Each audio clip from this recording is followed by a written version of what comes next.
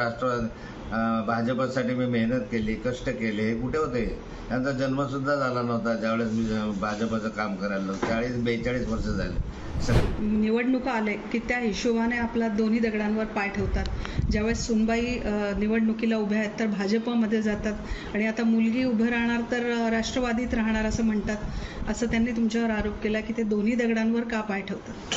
दोन्ही दगडांवर पाय ठेवण्याचं कारणच नाही. भारतीय जनता पार्टीमध्ये प्रवेशासाठी 5 महिने मी वाट पाहतोय आणि 5 महिन्यामध्ये प्रवेश जर मिळू शकत नाही तर मी काय करणार? तुम्ही प्रवेश द्यायचा नाही, मूळ पक्षही मला सोडायचा नाही. त्यामुळे राष्ट्रवादीमध्ये गेलो तर बिघडतं काय त्याच्यामध्ये? तुम्ही प्रवेश दिला नाही म्हणून राष्ट्रवादीत गेलो. 40 वर्ष भाजपसाठी मी मेहनत केली, कष्ट केले, हे कुठे होते? त्यांचा जन्मसुद्धा झाला नव्हता ज्यावेळेस मी भाजपचं काम करायला 40-42 वर्ष झाले. सगळे यांना माहिती आहे की भाजपचं मोठं करण्यामध्ये योगदान कुणाकुणाचं राहिलेलं आहे. ज्यांचं आहे त्याच्यामधलं एक मी आहे. आणि ज्या भारतीय जनता पार्टीला आज ओबीसीचं बहुजन समाजाचं स्वरूप प्राप्त करून झालं, गोपीनाथ मुंडे असतील, मी असेल, भाऊसाहेब फोंडकर असतील, गिरीश बापट असतील, अण्णा डांगे असतील, नासा फरांदे, असं कितीतरी नावं सांगता येतील. त्यांना बाजूला टाकायचं आणि आता नवीन नवीन चेहरे समोरून त्यांना मोठं करायचं, हा कोणता न्याय आहे?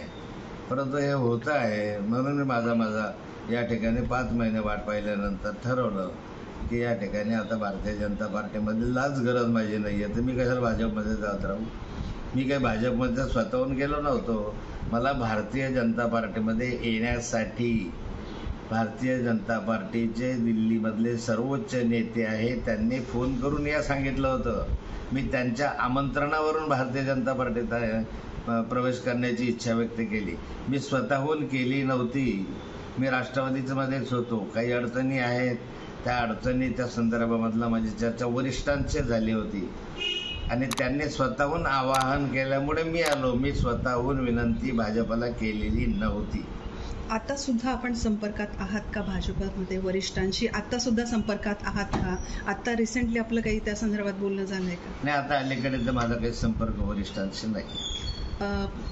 रक्षाताईंशी आम्ही ज्यावेळेस चर्चा केली त्यावेळेस त्यांचं असं म्हणणं होतं की नाथा भाऊ आणि गिरीश भाऊ जर एकत्र आले, त्यांनी एकत्र बसून काही चर्चा केली तर जिल्ह्याचा विकास नक्कीच साधू शकतो.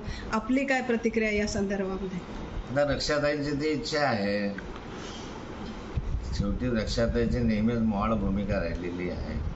त्यामुळे तडजोडीच्या भूमिकेतनं त्यांनी ते स्टेटमेंट केलं असावं. अशा पद्धतीची संधी जर आली की तुम्हाला 2 जण बसलात तर नेमकं तुमची काय प्रतिक्रिया असेल यामध्ये? नाही, मला वाटतं आजीबाईला मिशा असत्या तर असा हा प्रश्न आहे. हो, त्यांनी एक असं म्हटलेलं आहे की आपल्याला एक ज्या पद्धतीने जसं आपण म्हटलं की अमित शहाच्या उपस्थितीत आपला प्रवेश झालेला आहे. अमित शहाच्या झालेला प्रवेश. बस हिंदी घेऊया आपण, एकच मिनिट बोला. भाऊ, गिरीश महाजनांनी आरोप केलेले आहे की अनिल देशमुख ज्यांनी आता CBIच्या चौकशीमध्ये सगळं उघडकीस आलंय असं गिरीश महाजनांचं म्हणणं आहे की एकनाथराव खडसे शरद पवारांना फोन करत होते आणि पुन्हा पुन्हा माझ्यावर गुन्हा दाखल करण्यासाठी दबाव टाकला जात होता, अशा पद्धतीचा त्यांनी आरोप केलाय. त्या तत्कालीन SP मुंडे यांच्यावर सुद्धा त्यावेळेस दबाव टाकून मोका लावण्यात आला. मला चुकीच्या पद्धतीने मला आणि कार्यकर्त्यांना फसवण्यात आलं आणि त्यात तुमचा सुद्धा मोठा रोल होता असं त्यांचं म्हणणं आहे. गिरीश महाजन म्हणतात की अनिल देशमुखांनी मला सांगितलं की एकनाथ खडसे माझ्यावर दबाव आणत होते. हे राजकीय स्टंटबाजी आहे. अनिल देशमुखांनी तुम्हाला सांगितलं, पण अनिल देशमुखांनी मला वेगळंच सांगितलं होतं गिरीश महाजनांबरोबर. हे पुरावे आहे का? अनिल देशमुखांनी जर असं म्हणायचं असेल तर त्याने मोकळेपणे मीडियासमोर येऊन सांगावं की नाथाभाऊ माझ्यावर दबाव आणत होते. दुसरं, प्रवीण मुंडेंनी सांगितलं की मी दबावामुळे हा गुन्हा दाखल केला. म्हणजे एखादा अधिकारी दबावामुळे काम करतो हे सिद्ध झालं.